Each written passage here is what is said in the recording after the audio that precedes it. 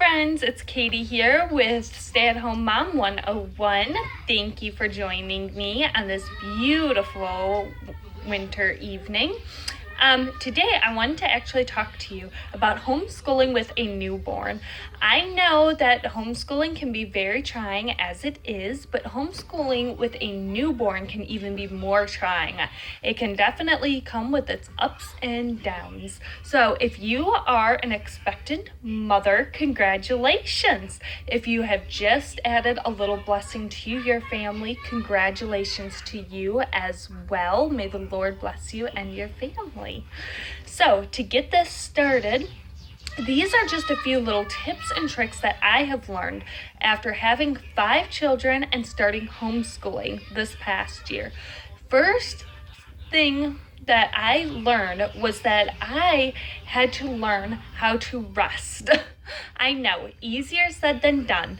But I have learned that with baby number 5 just entering our family only 3 short weeks ago now, it seems longer than that because I've been so exhausted, but sometimes it seems like just yesterday, which is an amazing blessing. But on to rest. I'm trying very, very hard to get to bed at a decent time. I know that baby Alison gets up at 11 o'clock for her last feeding of the evening, and then she will get up again at 1:30. My older children, my 4 older children, Patricia, Albert, Gabby, and Angelica, ages 5, 4, 3, and 2, all go to bed at 8 o'clock p.m. Now, from 8 o'clock, at like around 9:30, baby Alison gets up. So basically, right away after my 4 oldest go to bed, I get my dishwasher loaded, I get my counters wiped down along with my kitchen table and wipe up any quick little crumbs that are on the kitchen floor. Because for some reason, I have found that if I don't do it the night before, my dishes sit overnight on my counter, not even in the dishwasher. They pile up on the counter and I fall way behind, which is fine. I'm actually not that worried about it. It happens more often than not. But anyways, so basically I know that baby Alison will get up at 11:30 again. So I go ahead and I try to sleep until around 11:30. She wakes up, I change her, I feed her, I burp her, and I can tuck her right back in. Then she doesn't wake up again until 1:30 in the morning. So again, I go right back to sleep. And again, I go ahead when she wakes up, I do the same routine again. I change her, I feed her, I burp her. I kind of sound like a broken record because I'm getting so used to it now. I kind of feel like I'm a little bit of a robot. But that's quite okay. We're getting used to having a newborn in the house again. But then she does not wake up until 4:30 in the morning, which now is when I start my day. So, rest is definitely key. And if you can, in just a moment, sweetheart, if you can, now in the afternoon, we have scheduled quiet time. And quiet time is when my children go to their rooms with books and some toys, and they can go ahead and sit on their bedroom floors and they can play so that mommy can catch a little bit of like a 20-minute cat nap to try to push through the rest of the day before the evening rush starts here at home when we have to make dinner and all of that fun stuff. So rest is definitely key. Something else to think about with homeschooling. When I think of homeschooling now, I more so think of flexibility. Flexibility to me is very important when it comes to homeschooling my children. When we first brought baby Alison home, we did try to start homeschooling the following week, right away after she was born. Like I said, she's only 3 weeks. But I found myself as a zombie and I couldn't concentrate. Like I said, I just was not doing well. And I couldn't understand how it was that all these other mamas, they're able to just pop out a baby and bounce right back into homeschooling. Well, I can't do that. And the more and more that I looked around me, I realized that I was not the only one that could not do it all.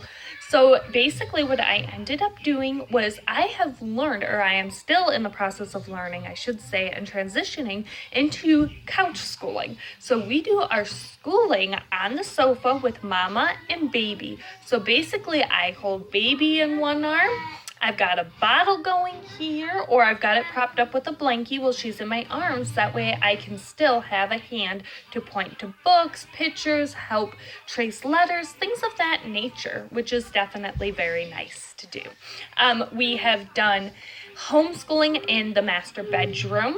Right when I came home, we actually grabbed a bunch of books and we cuddled up in the bedroom for a couple of good hours and we just read books, and it definitely made it helpful to help the hours pass by, and it made me feel like I was accomplishing something. So that brings me on to another point.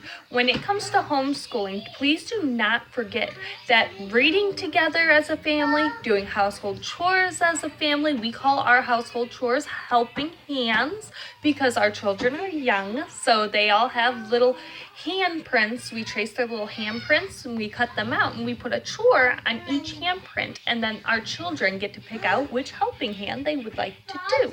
So that's definitely something fun for our younger ones to get to do.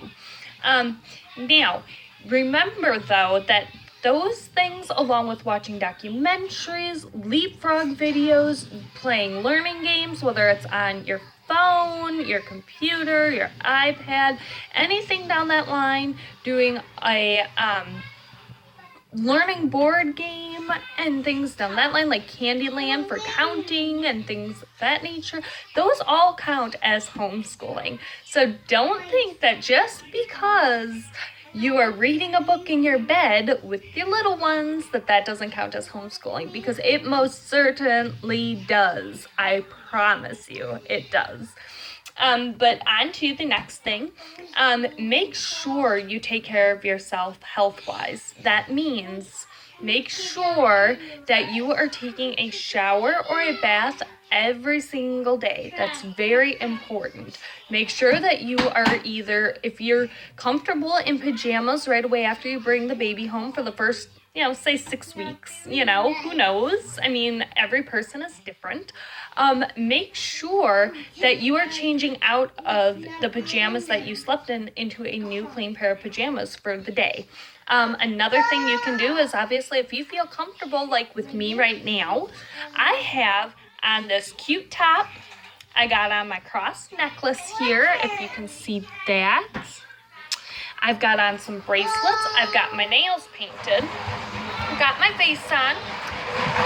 And my son is running with a car. No, Mama's doing a video. Back to the bedroom. From my waist up, I look like I've got it all together. Let me share a little secret with y'all.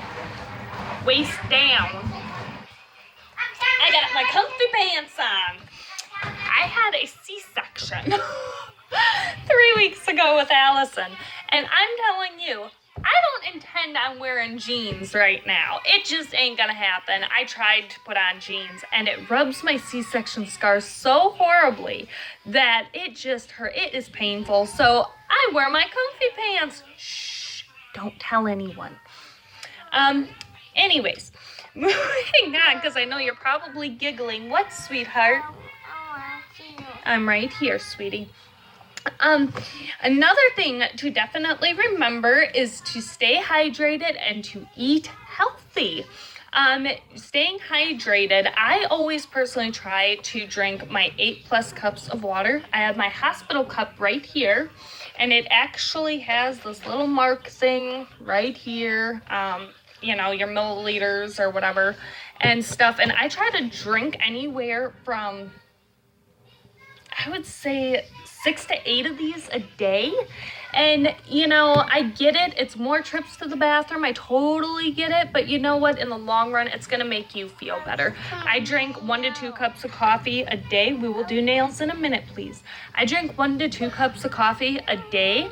And since I started bringing water back into my diet here, I feel a lot better. I don't crash. I can speak more pronounced, and I just overall don't feel that dip in my energy. I feel so much better, even though I do have to run to the restroom quite a bit more. Now, make sure that you are also eating your fruits and your vegetables. I know that while pregnant, you tend to splurge a little bit. I'm very guilty of that when I'm pregnant. I often think to myself, okay, I can have the extra cupcake, or, I can have the extra slice of pie. And no, once in a while is fine, even when you're not pregnant, but you definitely want to be able to stay healthy for baby. And your fruits, your vegetables, your protein, your whole wheats, that'll help you do that. And definitely your dairy. So that'll definitely help keep you healthy. Exercise is very important. I understand that after having a newborn baby and bringing baby home, exercise is not high up on the list, but it needs to be a priority. For me, for the first 6 weeks, what I tend to do, because I have had 2 regular vaginal deliveries and I've had 3 C-sections now. And after each of my C-sections, I go outside for 10-minute walks. That's it, 10 short-minute walks at least once a day. And the reason why I do that is because when I get outside and I get that fresh air, I feel so much better. My little ones can run around, they can get their energy out, and this mama just feels so much better. I feel so refreshed, and I feel like I can keep pushing through the day. So definitely try to get a walk in until the 6 weeks is up, and then once you get the go-ahead from your doctor, if you feel like exercising, by all means. But then again, if you don't push it. You know your limits, you know your body, listen to it. Next here, it's okay to take time off. I've already said this. It is okay to take time off. I understand that for us, we kind of homeschool year-round, which is very, it works for us. My husband is normally gone away at work Monday through Friday, and then 1 to 2 weekends out of the month. So he's gone quite a bit.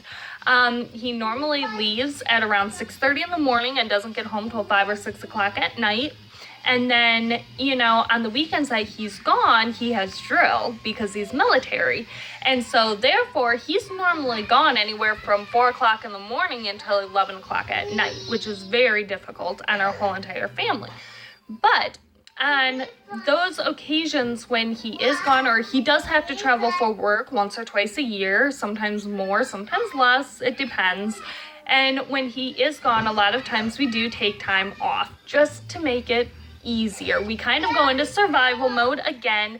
I make sure the kids are, basically bathed, dressed, their teeth are brushed, their hair is done, they're fed, they're healthy, they're happy, and we play. That is basically the way that it goes when my hubby is not here. So bless his soul, and Lord give me strength to keep on just trucking on through, because, sometimes you just gotta do bare minimum. Another thing, get into a routine. It does not have to be structured. It is not structured, it is flexible. So basically what I have done is, like I said, I have gotten out a piece of paper, and on that piece of paper, I wrote down for the first week all the times that baby Alison had gotten up to eat in the middle of the night. Now, the following week, I did it during just the day. So I had the nighttime routine, I had the daytime routine, and of course that's going to change as she keeps on growing and hits those little growth spurts. She'll need to eat more, she'll have more diaper changes, blah, blah, blah. But anyways, so pretty much what I was able to do was, in between her feedings, right away in the morning, I am able to get myself and my children ready for the day in between her first 2 feedings. So she wakes up in the morning at 4:30. I get myself up, I do my Bible time, I get breakfast on the table, I get my shower done, I get, the clothes picked out for my children, which I should start doing in the evenings because that would make the morning so much smoother. It'd be one less thing off my list in the morning. And, I am able to get the kids up, get them breakfast, breakfast, and normally right around the time that the kids are eating breakfast is when Allison gets up. So with that being said, you know, all the kids are eating. I probably have already eaten at this point. And then after that, I'm able to get the kids dressed, teeth brushed, hair done if the girls want their hair done, nails painted if they want their nails painted because they're raising princesses around here, you know. So, I mean, you kind of need to figure out what works for you and your family. Now, if you obviously shower in the evening, schedule it for in the evening. You know, it really does not matter. It's not so much about time. It doesn't matter what time it is. I mean, you could shower literally at noon and it wouldn't matter. I actually did that the whole first week that I was home with baby Allison. I waited until my kids went down for quiet time in their bedrooms. Then I went ahead and I showered. So I got the kids all ready in the morning. We tried to do their schoolwork right away, but like I said, it didn't work out that well. And then at noon, I was able to actually take a shower. And now it's kind of opposite, where I can get myself up ahead of time before my kids because baby Allison gets up at 4:30. So that works out well. But like I said, make sure your routine, it is a routine. It is not a schedule, it's a routine. Make sure it is flexible and not structured. You have a newborn baby, you've got little ones, you might have teenagers. Life happens. And so flexibility is definitely key and very, very important. So, with all of that being said, those are definitely my tips of homeschooling with a newborn. Flexibility is key, staying healthy is key, taking care of your family is key, but most importantly, more important than any of that, enjoy that newborn baby. You might think that you are failing as a mama because you're not doing your homeschooling. Trust me, I have been there. I have felt that way. And you know what? You're not. I have news for you. You are not failing. I am not failing. We are doing it. I mean, I don't know how we do it, but we somehow managed to do it. So definitely leave me some comments. Let me know how you guys homeschool with your newborns. Let's get some tips going back and forth here. Definitely, you know, let me know your tips, your tricks. If you guys have a nice little routine going, let me know what they are. Definitely please subscribe or share this video. Give it a thumbs up if you like it, and let me know what else you all want to talk about. But until next time, God bless and have a wonderful day.